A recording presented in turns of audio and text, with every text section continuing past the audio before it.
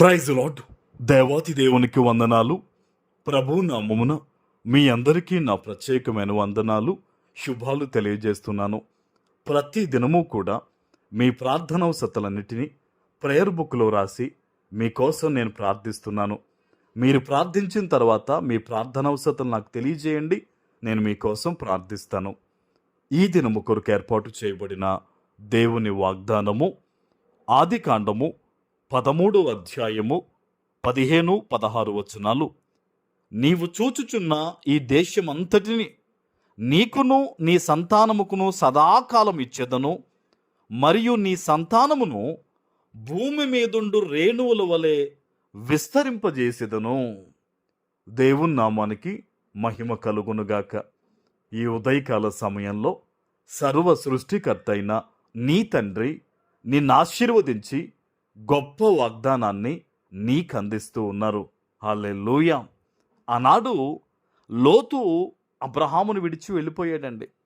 అబ్రహాము గారికి ఆ విషయంలో బాధ ఉంది. ఎందుకంటే సొంత రక్త సంబంధే కదా, విడిచిపెట్టి వెళ్ళాడు. అతను ఒక ఉన్నతమైన స్థలాన్ని, దేవుడు సొదొమ గొమొర్రాని నాశనం చేయకముందు అదంతా దేవుని యొక్క తోట వలె ఉందని మన బైబిల్లో చూడొచ్చు, ఎన్నుకుని వెళ్ళిపోయాడు. అయితే అబ్రహాం అలా నిలబడినప్పుడు దేవుడు అబ్రహాంతో మాట్లాడుతున్నాడు. అబ్రహామా, చూడు, నువ్వు చూచున్నది అంతటినీ కూడా నేను నీకు ఇస్తాను, నిన్ను ఆశీర్వదిస్తాను, నువ్వు బాధపడొద్దు, ధైర్యంగా ఉండని దేవుడు ధైర్యం చెప్పి ఆశీర్వదించడం ఇంకా ప్రారంభించారు. ఈరోజు ఈ వాగ్దానాన్ని వింటున్న నీ జీవితంలో కూడా అందరూ ఉన్నా సరే ఒంటరి అన్నానని చెప్పి నువ్వు బాధపడుతున్నావా? దిక్కులేని స్థితిలో ఉన్నానని చెప్పి నువ్వు కృంగిపోతూ ఉన్నావా?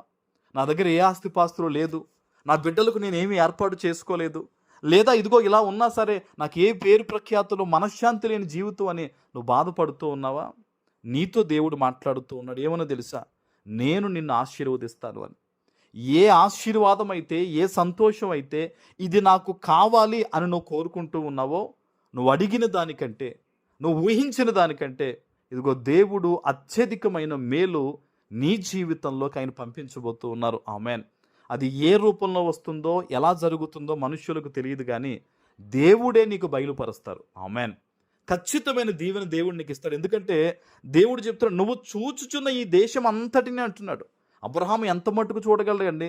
ఆయన చూపు చాలా పెద్దది కదా, మనం చాలా దూరం చూడగలుగుతాం. అదంతా నీకే అంటున్నాడు. అలాగే ఇచ్చాడు దేవుడు.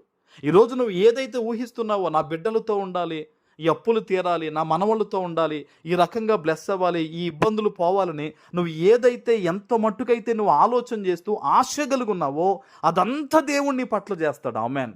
నేను ఒకటే చెప్తాను సేవకునిగా, దేవుడి దగ్గర నమ్మకంగా బతుకు. నీలో పాపము అనేది ఎట్టి పరిస్థితుల్లోకి రానివద్దు. యోసేపు వలె దూరంగా పారిపో.